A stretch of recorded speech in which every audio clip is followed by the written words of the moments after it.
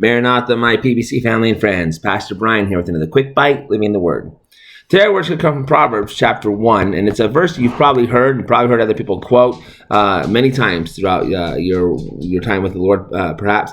But it is Proverbs chapter 1, verse 7 in particular we're going to take a look at. And so, with the Proverbs kind of broke up these little thoughts, and we could carry on some other ones with this one. But I really want to focus on verse 7, so I'm just going to read verse 7 to us this morning. Proverbs chapter 1, verse 7 says this: "The fear of the Lord is beginning of knowledge, but fools despise wisdom and instruction."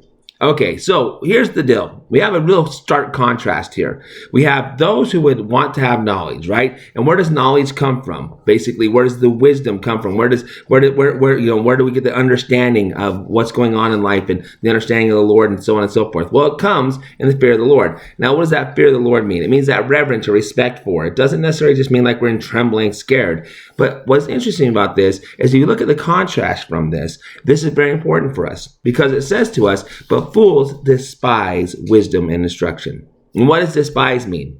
Well, literally it means to kind of hold it as insignificant, all right? To reject, in other words, or to think, well, that's not really what it means. That's not really what it's saying. A fool despises those things. It despises what? The counsel of God, the wisdom and instruction of God. It says, well, did God really mean? Does that really say? Does this? And they start trying to interject their own little thoughts and vain ideas there. When in reality, the truth of the matter is what it says is what it means.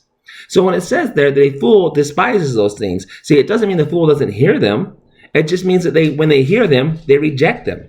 They esteem them as being insignificant, not really important, not that big of a deal.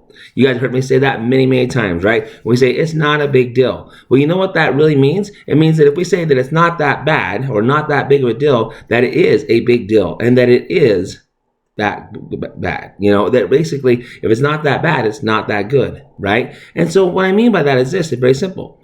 As we run into these instructions from the Lord that we may have a challenge with in our own lives because they come against what we would desire, we still have to decide, are we going to be wise and be endued with knowledge from on high and correct our lives according to that, or are we going to be fools and despise it, reject it, and treat it as insignificant?